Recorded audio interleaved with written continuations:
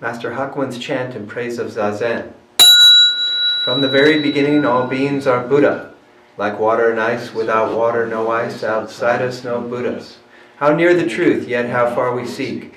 Like one in water, crying, I thirst. Like a child of rich birth, wandering poor on this earth, we endlessly circle the six worlds.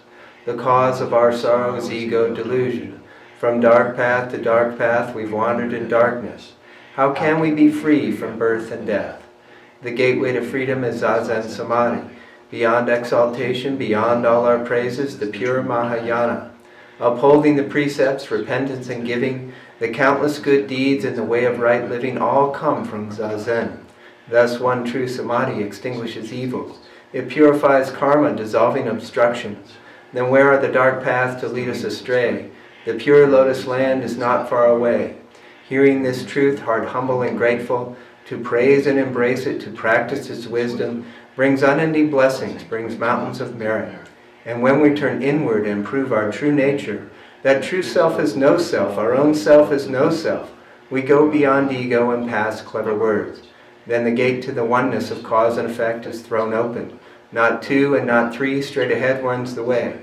Our form now being no form, and going and returning, we never leave home. Our thought now being no thought, our dancing and songs are the voice of the Dharma. How vast is the heaven of boundless Samadhi. How bright and transparent the moonlight of wisdom. What is there outside us? What is there we lack? Nirvana is openly shown to our eyes. This earth where we stand is the pure lotus land, and this very body, the body of Buddha.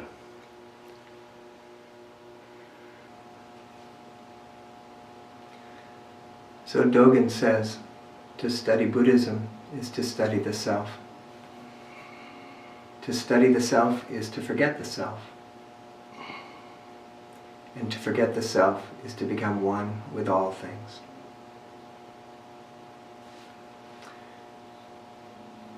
In some ways, that is the whole purpose, the whole focus of Zen practice, is to turn inward and to move through these layers of our mind that we attach to, that we identify as ourself. The first layer that we get to when we begin practice is our thinking self. These random thoughts or patterns of thought that are so prevalent, so conditioned, so seem so real. And we worry, we reminisce, we have memories. None of that is bad or wrong. But when we identify with those kinds of things, when we get attached to that mental activity, we miss an opportunity to go deeper, to have an experience of our lives that is more direct, more creative, more engaged, perhaps. And in Buddhism, those sidetracks that we fall into, oftentimes are called delusion or illusion.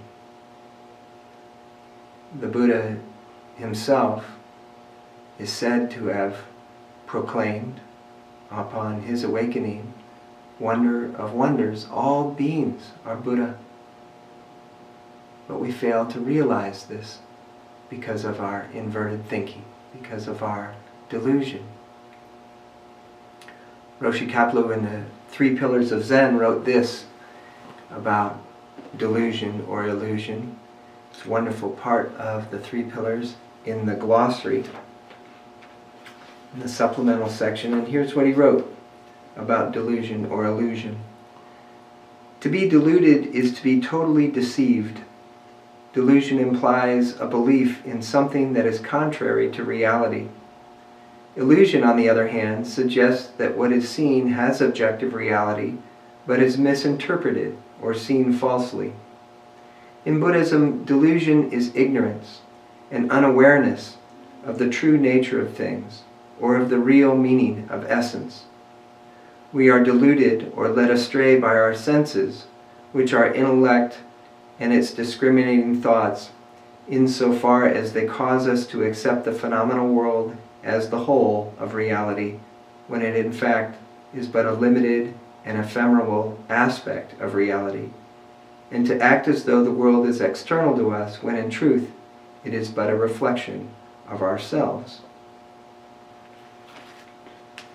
So this fundamental illusion or delusion is that there's a duality, a separateness between us, what we identify as our body or our mind or our emotions or our lives, and this wider, more indescribable, more mysterious flow of one moment to the next.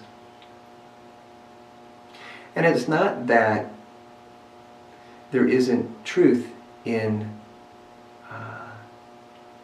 what appears to be separate on one level.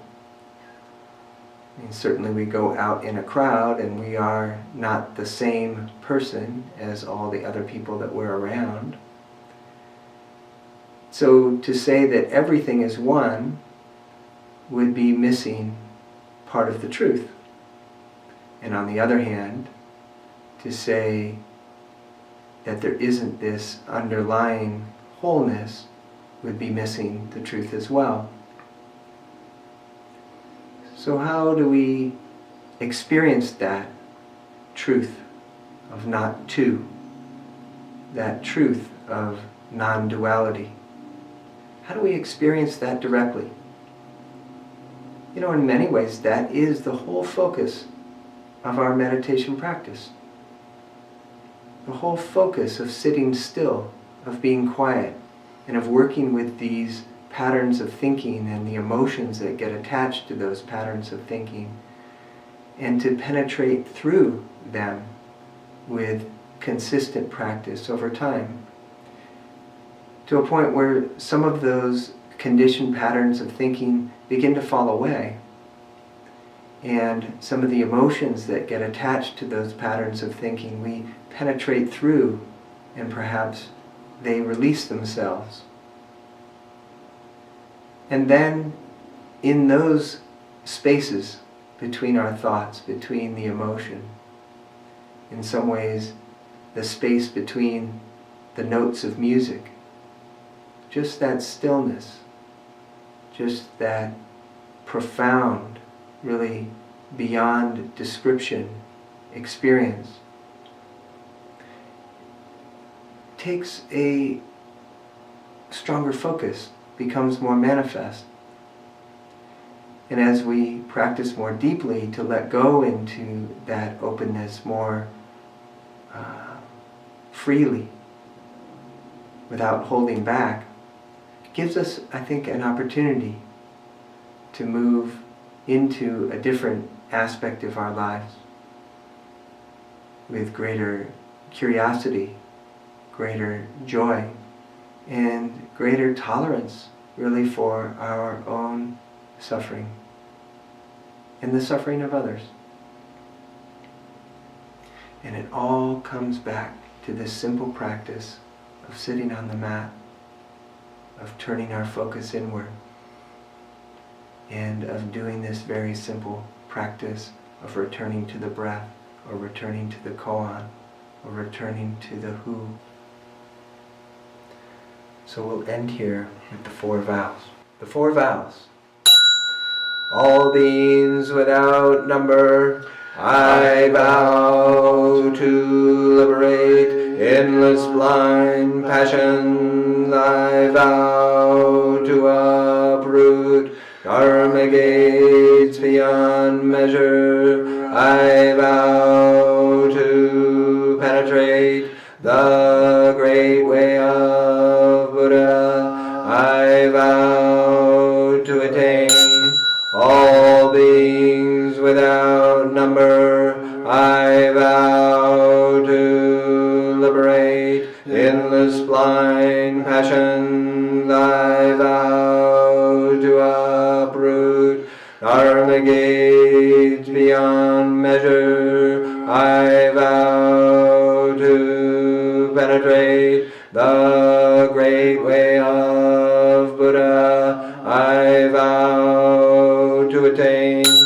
all beings without number. I vow to liberate endless blind passions. I vow to uproot Dharma gates beyond measure. I vow to penetrate the great way of Buddha. I vow